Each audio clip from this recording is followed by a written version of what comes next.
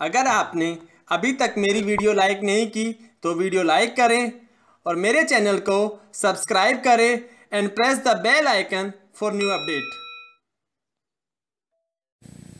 Welcome to my YouTube channel. I am Tarun from Government Polytechnic Alapur Badayu. Today in this lecture I will discuss about the Biot-Savart law. Means अगर किसी भी wire के अंदर किसी भी conductor के अंदर अगर करंट फ्लो होता है तो उसके आसपास एक मैग्नेटिक फील्ड जनरेट होता है, तो उस मैग्नेटिक फील्ड को आप बायो-सावर्ट के नियम से आप कैलकुलेट कर सकते हैं। मीन्स अगर आप देखिए एक वायर है जिसके अंदर आई करंट फ्लो होगी नीचे से ऊपर, तो इस करंट फ्लो होने से आसपास जितना भी जोन होगा वहां पर एक मैग्नेटिक फील्ड बनेगा। उस मैग्नेटिक फील्ड को निकालना है अगर तो आपको बायो-सावर्ट नियम की हेल्प लेनी होगी। इस पॉइंट पर कितना मैग्नेटिक फील्ड होगा, इधर कितना मैग्नेटिक फील्ड होगा, इधर कितना मैग्नेटिक फील्ड होगा, तो बायो-सावर्ट का नियम आपको बताएगा। साथ ही आपको डायरेक्शन भी ध्यान रखना है, क्योंकि जो मैग्नेटिक फील्ड है वो एक सदिश राशि है, वेक्टर क्वांटिटी है, तो डायरेक्शन आपको कैसे निकालनी होगी कि राइट हैंड रूल आपको यूज करना है। जो अंगूठा है वो करंट की डायरेक्शन में होगा, तो मीन्स आप देखिएगा कि करंट ऊपर की तरफ, तो मेरा अंगूठा भी ऊपर की तरफ है, तो हाथ को रोटेट करेंगे ऐसे, तो जो उंगली की जो दिशा होगी, रोटेशन की जो दिशा होगी वो मैग्नेटिक फील्ड की दिशा होगी। तो उंगली कैसे जाएगी, अंदर की तरफ जाएगी, तो ये डायरेक्शन कैसी होगी, आप देखिए अंदर की तरफ मैग्नेटिक फील्ड। अब आप पूरा हाथ को घुमा के लेके आइए, तो मीन्स इस पॉइंट की अगर मैं बात करूं तो यहाँ पे मैग्नेटिक फील्ड कैसा होगा, बाहर की तरफ होगा। इधर की बात हो तो क्या होगा, अंदर की तरफ होगा। तो इस वायर के कारण अगर इसके अंदर आई करंट फ्लो है तो अलग अलग पॉइंट पर मैग्नेटिक फील्ड की जो डायरेक्शन है वो अलग अलग होगी। इधर अंदर की तरफ होगी, इधर बाहर की तरफ होगी। तो हम लोग ये डिस्कस करेंगे, साथ ही कहां कहां पर आप बायो-सावर्ट का जो नियम है उसको अप्लाई कर सकते हैं। तो चलिए सबसे पहले हम लोग थोड़ा सा फंडामेंटल देखते हैं इलेक्ट्रिक फील्ड और मैग्नेटिक फील्ड के बारे में। देखिए अगर आप मैग्नेटिक फील्ड के सोर्स की बात करते हैं कि मैग्नेटिक फील्ड कैसे जनरेट होता है, तो दो टाइप के मैग्नेटिक फील्ड जनरेट आप कर सकते हैं। एक मैग्नेट से, मीन्स अगर आप कहीं भी मैग्नेट रखी हुई है तो उसके आसपास भी मैग्नेटिक फील्ड होता है। मीन्स अगर उसके आसपास भी आप कोई भी आयरन का पीस लेके जाएंगे तो वो अट्रैक्ट हो सकता है। दूसरा आपके पास जो ऑप्शन है वो है इलेक्ट्रिक करंट का।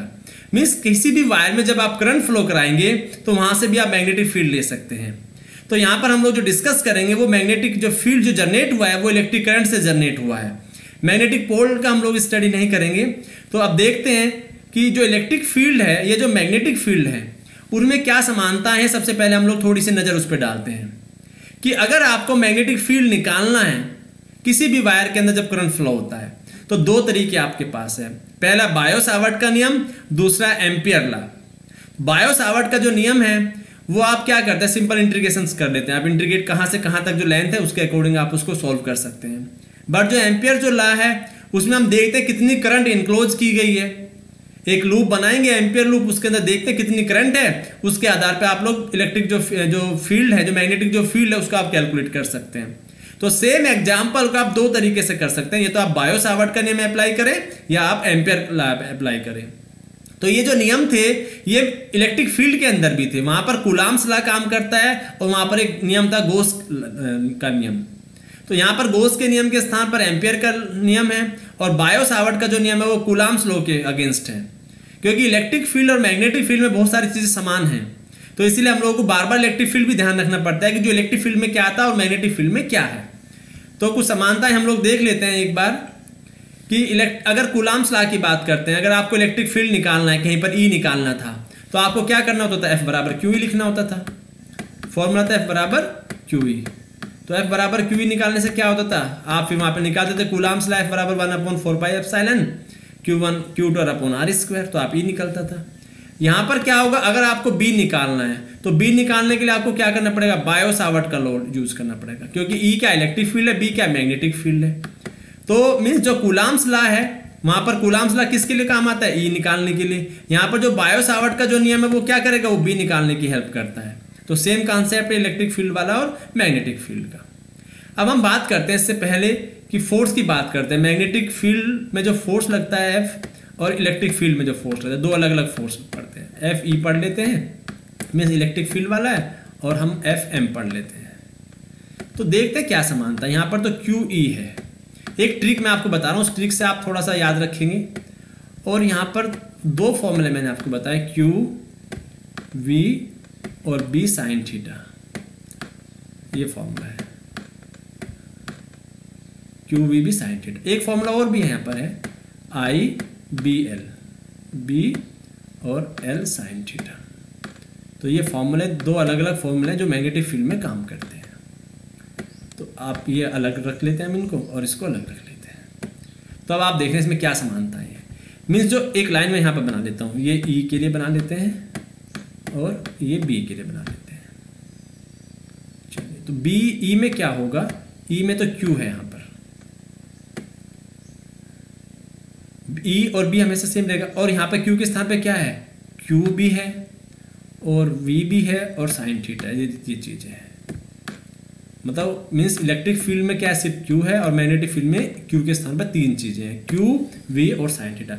ई से ई और बी आपस में कैंसिल आउट हो जाएंगे, आप छोड़, क्योंकि ई इलेक्ट्रिक फील्ड के लिए होता है, बी मैग्नेटिक फील्ड के लिए होता है। अब बात करते हैं दूसरा ऑप्शन कि अगर ये क्यू ई है इधर, तो यहाँ पर एक अलग फॉर्मूला और मिला हुआ है आपको, आई बी एल साइन थीटा। तो इसके स्थान पर आप आई लिख सकते हैं और एल लिख सकते हैं और साइन थीटा लिख सकते हैं। तो कहने का मतलब क्या हुआ कि जहां भी जो भी फॉर्मूला इलेक्ट्रिक फील्ड का हो और मैग्नेटिक फील्ड का है, इलेक्ट्रिक फील्ड में अगर क्यू लिखा हुआ है तो आप उसको क्यू वी साइन थीटा लिखते हैं, तो मैग्नेटिक फील्ड के बारे में आप सोच सकते हैं। या आप ये कह सकते हैं कि इलेक्ट्रिक फील्ड में अगर क्यू लिखा हुआ है तो उसको आप आई और एल साइन थीटा से रिप्लेस कर दें, एल से रिप्लेस कर दें, तब भी आपको टेम्परेरी एक फॉर्मूला मिल जाएगा, एक थोड़ा सा आपको आइडिया मिल जाएगा कि इसका क्या फॉर्मूला बन सकता था।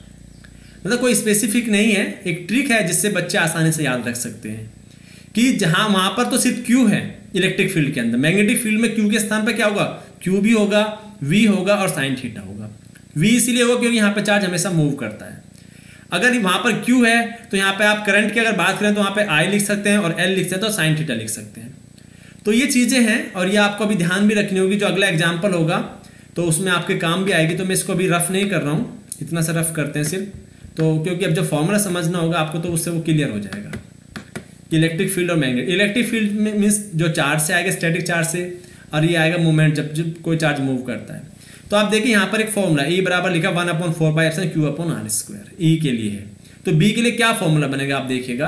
आप ई के लिए आप इसको कांस्टेंट मान लीजिए, के मान लीजिए आप इसको, तो ये तो के है सिर्फ, जो इतना सा हिस्सा है वो के है, इसको छोड़ दीजिए। E means E equals to K Q upon R square. अब यहाँ पे देखिए जो बी बनेगा वो कैसे बनेगा, म्यू अपॉन 4πε क्या है, ये भी कांस्टेंट, आप इसको भी छोड़ दीजिए, इतना सा पोर्शन को भी आप छोड़ दीजिए, इसको भी आप के रख दीजिएगा। तो अब आपको क्या करना होगा, कैसे मैं ट्रिक बता रहा हूँ आपको, मैं नियम से पहले ही ट्रिक बता रहा हूँ, नियम तो बाद की बात होगी कि Q अपॉन 4πε तो कांस्टेंट है, की है। तो यहाँ पर Q है, यहाँ पे आपको Q के स्थान पे क्या लिखना पड़ेगा, क्यू वी साइन थीटा लिख दीजिए आप। मैंने आपसे कहा ना जहाँ पर Q है वहाँ पे तो आप क्यू वी साइन थीटा लिख दीजिए, या जहाँ पर Q है वहाँ पर आई एल साइन थीटा लिख दीजिए। तो क्यू वी साइन थीटा आ जाएगा और आर स्क्वायर ही रहेगा। तो फॉर्मूला क्या बना, B equals to K q v sine theta upon are square. या आप ऐसा करें, क्यू के स्थान पे क्या कर सकते हैं, आई एल साइन थीटा लिख दीजिए। तो यहाँ पर I L sine theta upon are square हो जाए। आई एल मीन्स जो छोटा सा एलिमेंट होता है उसको डेल्टा एल या एल बोल सकते हैं। तो I delta sine theta upon are square. तो मीन्स दो फॉर्मूले यहाँ पर बन सकते हैं। तो ये तो मैंने आपको एक ट्रिक बताई कि जो ई को आप बी से कैसे कोरिलेट करते हैं, कि जो ई वाला जो फॉर्मूला था वहां पर कांस्टेंट 1/4πε है, यहाँ पर म्यू अपॉन 4π है।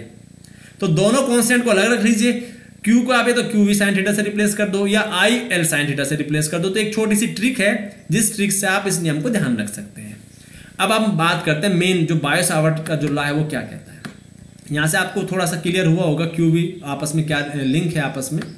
अब मेन हम लो पे आते हैं। जो बायो सावर्ट का जो नियम है, जो मैग्नेटिक फील्ड और करंट की डायरेक्शन को बताएगा, इसके अकॉर्डिंग अगर किसी भी पॉइंट पर आप मैग्नेटिक फील्ड निकाले तो वो करंट जो धारा है किसी भी वायर के अंदर, किसी भी कंडक्टर के अंदर जो फ्लो होगी उसके सीधा समानुपाती होती है। पहला पॉइंट तो यही होगा कि जो डीबी है वो आई के सीधा समानुपाती है। मीन्स अगर आप एक वायर लें, उसका छोटा सा एलिमेंट लेते हैं, जब हम बायो सावर्ट लॉ की बात करते हैं तो जो वायर लें, अगर ये वायर लें तो पूरे वायर की बात नहीं करेंगे, छोटे से कंपोनेंट की बात करेंगे, डी एल की बात करेंगे, इतने से। तो इतने से कंपोनेंट को क्या होगा, उसके सीधा समानुपात, जितना कंपोनेंट आप लेंगे उसका सीधा समानुपाती होगा। मीन्स जो एंगल होगा उसका सीधा क्या होगा, साइन थीटा के प्रोपोर्शनल होगा। Angle means in the sense कि अगर ये है, आप इस पॉइंट पर निकालेंगे तो ये एंगल आएगा भी, आप ऐसे निकालेंगे तो अलग एंगल आएगा, ऐसे निकालेंगे तो अलग एंगल बनता रहेगा। तो ये अलग अलग एंगल है ना, अलग अलग मीन्स पेन की लेंथ तो सेम है, डिस्टेंस सेम है, बट एंगल क्या है, अलग अलग होते जाएंगे। तो मीन्स उस जो एंगल है उस पर भी डिपेंड करेगा, और जो डिस्टेंस थी उसके स्क्वायर के क्या होगा, इनवर्सली प्रोपोर्शनल होगा। तो ये बायो-सावर्ट का जो लॉ है उसके अकॉर्डिंग जो बी है वो इन फैक्टर पे डिपेंड करता है। तो फॉर्मूला कैसा बनेगा, आप सबको क्या कर दिए, एक साथ कंबाइन करके लिख दीजिए। तो डी बी होगा is proportional to I d L sine theta upon are square. आप इसको साइन हटाइए समानुपाती का, तो आप क्या करेंगे, आपको कांस्टेंट लिखना पड़ेगा के, और के की क्या वैल्यू आएगी, म्यू अपॉन 4 पाई।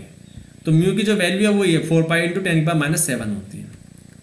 तो ये डायग्राम अगर आप देखें, ये डीएल छोटा सा एलिमेंट था, आर डिस्टेंस पर एक पॉइंट था, तो यहाँ पर आप क्या निकाल सकते हैं, करंट जो मैग्नेटिक फील्ड है वो डायरेक्शन निकल जाएगी। ये डॉट बना हुआ, डॉट क्यों बना हुआ है कि आप देखें मेरे हाथ को वायर की करंट इधर है, ठीक है, आपको मैग्नेटिक फील्ड निकालना है, तो वो क्या होगा, जब ऐसे घुमाएंगे तो ऊपर की तरफ आएगा, इसलिए क्या है, इसकी डायरेक्शन हमेशा आप पेज के बाहर की तरफ होगी, इसलिए यहाँ पर डॉट पॉइंट बना हुआ है डीबी।